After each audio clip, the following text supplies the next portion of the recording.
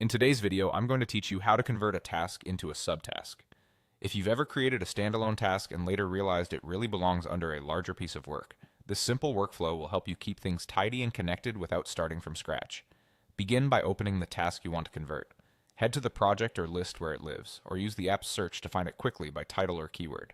Open the task so you can see its full details pane. This is where you'll make the change. Make sure you're looking at the correct task, especially if you have similarly named items, and confirm you have permission to edit it in your workspace. Now look to the top right corner of the task pane for the three-dot icon. This is often called the More Options or Overflow menu. Click it to reveal additional actions that aren't shown by default. If your screen is narrow, the menu might be tucked behind an icon. Expand or resize the window if you don't see it right away. From that menu, choose Convert to Subtask. This tells the tool you want to nest the current task under a parent task. In many platforms, the core details, like the description, comments, attachments, and often the assignee and due date, are preserved during the conversion.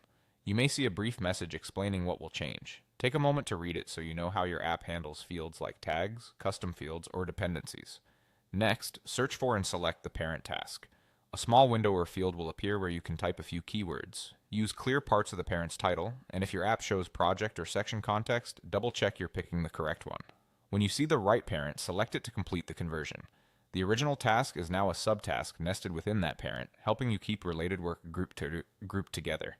After the conversion, it's a good idea to glance at the parent task to confirm the subtask appears as expected, and that key details still look right. If your workspace uses automations, priorities, or roll-up due dates, be aware those settings may influence how the subtask behaves under its new parent. And if you ever convert something by mistake, many tools provide a convert to task option to move it back. That's all it takes to convert a task into a subtask. Quick, clean, and organized. Thanks for watching and happy organizing.